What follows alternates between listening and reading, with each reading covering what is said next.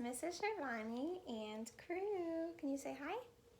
Hi. And we wanted to read you a really great book today. It is called Charlotte the Scientist Finds a Cure by Camille Andros and Brianne Farley.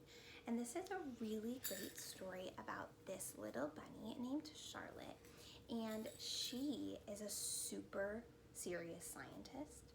And her grandpa comes to visit, but then her grandpa gets sick. And a lot of other people in the forest start getting sick too.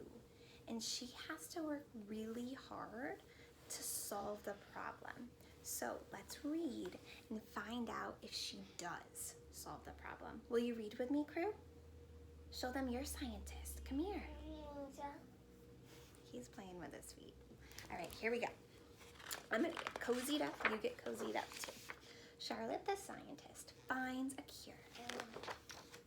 Charlotte was a serious scientist. She spent her days doing research, performing experiments, and solving problems. There she is with her nose in the book.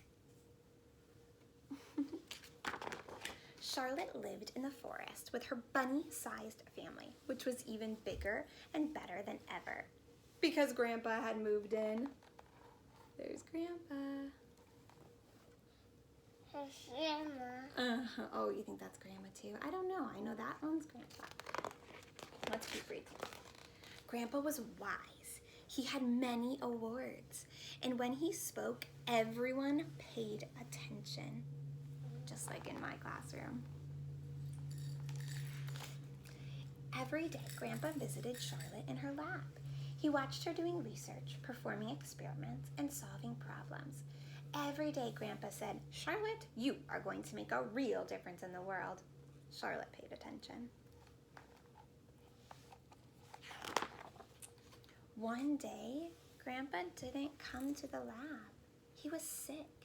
And Grandpa wasn't the only one who was sick. A mysterious malady had infected the animals of the forest. Charlotte wanted to help. Maybe this was her chance to make a difference. What animal is that, crew? Well, Yeah, that's a buck. She swapped her magnifying glass for a stethoscope. Charlotte. There's Charlotte, her protective glasses for a mask and gloves, and got to work. It was time for some serious medical science. Charlotte would find a cure. Ooh, so I see some labels here that say what she is wearing. She has gloves, she has a mask, and she has a stethoscope around her neck, just like her grandpa had. First, she collected a complete medical history on each patient. What seems to be the problem? Charlotte asked. Next, she gave a thorough physical exam. Patient privacy was a top priority. Oh, you found a moose? Cool. I don't see a moose on this page though, do you? No. So Charlotte has the bear behind this screen for some privacy. Then she gathered specimen. Next! But her results were inconclusive. That means that they couldn't figure out what was making everyone so sick. Charlotte was stumped. Ugh, she looks discouraged. Doesn't she look a little sad, crew? Yeah, she looks kind of discouraged. The infection was spreading fast, so she imposed a quarantine. But keeping bunnies in one place was next to impossible. The birds kept flying away, and skunks were stinking simultaneously. It was proving to be problematic. Oh man, look at all of those animals. What are the skunks doing, crew?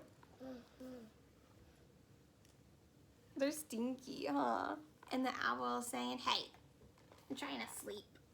So all of these animals who are sick are staying in one place together so that the people the animals in the forest who aren't sick yet don't get sick.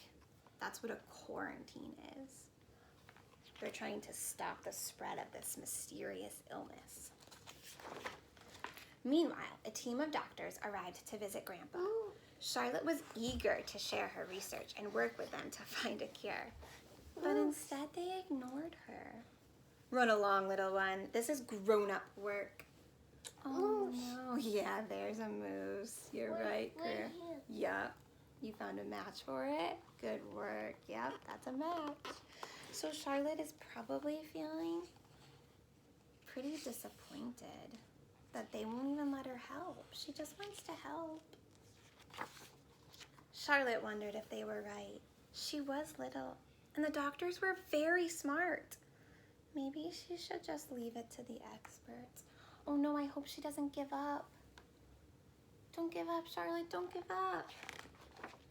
But then she remembered what Grandpa told her. Charlotte, you are going to make a real difference in the world. She would find the cure herself.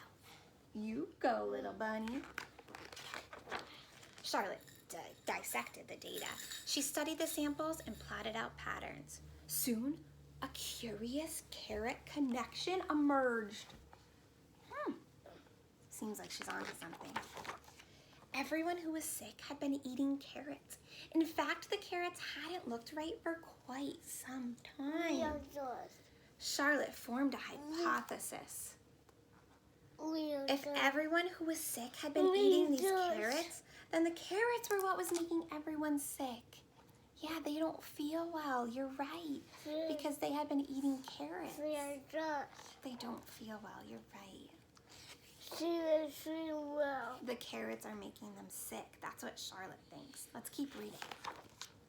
Charlotte consulted the comprehensive compendium of carrot conditions. It could only be one thing: funky forest fungi. After careful consideration, Charlotte came up with a second hypothesis. If eating the infected carrots was making everyone sick, then stopping contaminated carrot consumption could be the cure. Whew, there are a lot of C's in that sentence. Funky forest fungi, that's what she's writing down. Stop! Don't eat the carrots! That's what she's running out, yelling. They're all like, what's going on?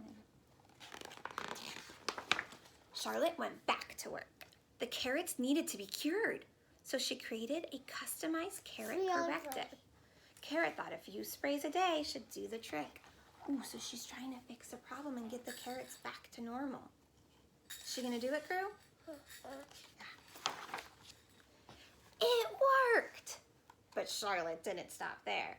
She conducted a clinical trial to see if eating cured carrots could mend the malady. And it did! Charlotte realized she didn't need to be the oldest or the smartest. She had stopped the sickness, cured the carrots, and saved the forest. Yes, they're better. You're right, they're better.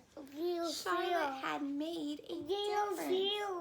They didn't feel well, but now they're better. Charlotte helped them. There's the book, yeah. He didn't feel well, no. You're right, honey. And best of all was the difference in how she saw herself, and her grandpa's better again too. They're hugging, yes. The end. Wow, I loved that story. So parents, I encourage you to use this book as a springboard for discussion. Oh no. To talk about what's going on right now in the world with the quarantine and the coronavirus. So I encourage you to use it as a springboard for discussion, however you see appropriate in your house. I'll see you guys later. I'll come back with another read aloud if you liked this one. Bye.